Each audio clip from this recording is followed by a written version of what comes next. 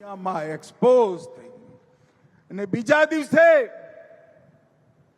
એમના જનાજાની નમાજમાં જ્યારે પાકિસ્તાનની સેનાના ઉચ્ચ અધિકારીઓ નમાજ પઢવા માટે જોડાયા ત્યારે પાકિસ્તાનની સેના પાકિસ્તાન અને આતંકવાદ ત્રણેયનું ગઠબંધન આખી દુનિયા સામે છતું થઈ ગયો અને આખી દુનિયાને સમાચાર મળ્યા કે પાકિસ્તાન આતંકવાદીઓના અડ્ડા ચલાવે છે।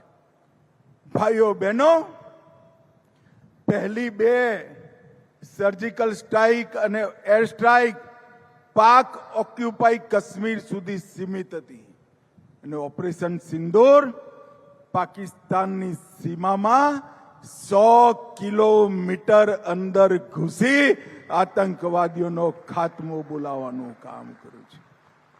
અને એના પછી આપણા વડાપ્રધાન નરેન્દ્ર મોદીજીએ દેશને સંબોધિત કર્યો અને એમાં સ્પષ્ટતા પૂર્વક કહી દીધું, સિંધુનું નદી અને લોહી બે સાથે ના વહે।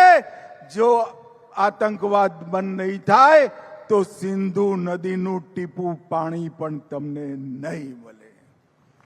વ્યાપાર, ટ્રેડ અને ટેરરિઝમ એક સાથે નહીં ચાલે।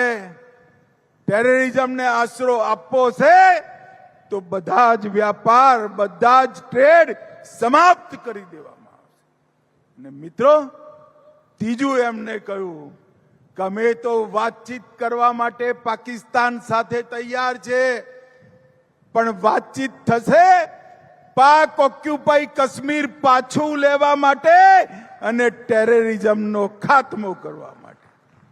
સ્પષ્ટ સંદેશ આપણા વડાપ્રધાન નરેન્દ્રભાઈએ દુનિયાની સામે આપી દીધો અને આખા દેશની જનતા આજે સેનાની વીરતા, સશસ્ત્ર દળોની સુસજ્જતા, આપણી જાસૂસી એજન્સીઓની સટીકતા અને નરેન્દ્ર મોદીજીની દ્રઢ રાજનીતિક ઈચ્છા શક્તિને આજે 140 કરોડ દેશ સલામ કરીને એના વખાણ કરે છે। મિત્રો, અને ગુજરાતીઓ માટે તો વધુ ગૌરવનો દિવસ છે।